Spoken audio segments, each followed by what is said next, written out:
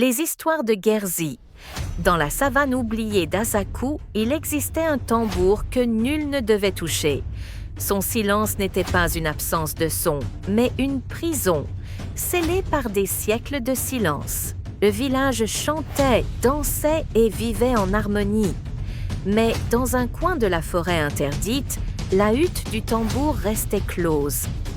Naïma, une orpheline au regard de braise, entendait la musique dans son cœur. Elle ne savait pas encore qu'elle portait la clé du chaos.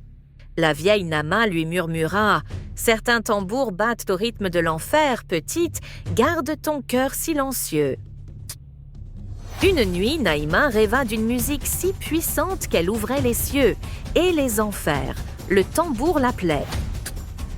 À l'aube, elle entra dans la forêt interdite. Le tambour l'attendait. Elle frappa. Une fois, 2 fois, 3.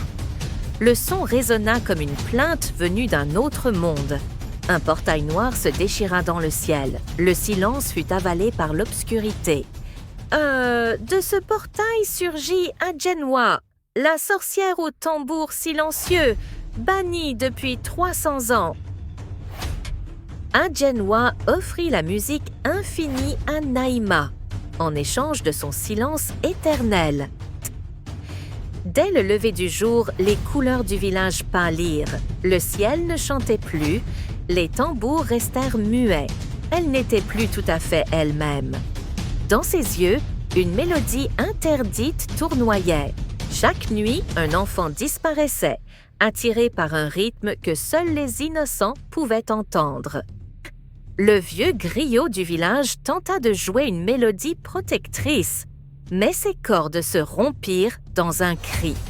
Ils parlèrent du passé, de la sorcière bannie, du tambour maudit et du sang versé. Une relique oubliée révélait. Seul un cœur pur battant le rythme du silence pouvait refermer l'ouverture. Naïma comprit, elle était la clé, mais aussi la porte. Agenwa, chaque nuit, dansait au rythme du mal. Les ombres grandissaient. Elle osa défier la sorcière en battant son propre cœur contre le silence. Tambour contre tambour, le sol tremblait, le ciel saignait. Naïma comprit.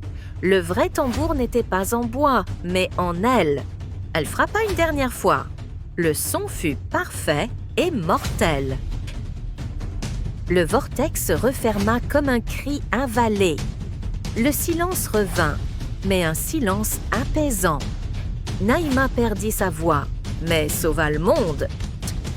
Les enfants revinrent, le soleil aussi, mais plus jamais personne ne dansa trop fort.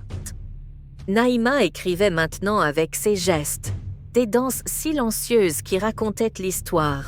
Le conseil enterra les tambours, à jamais.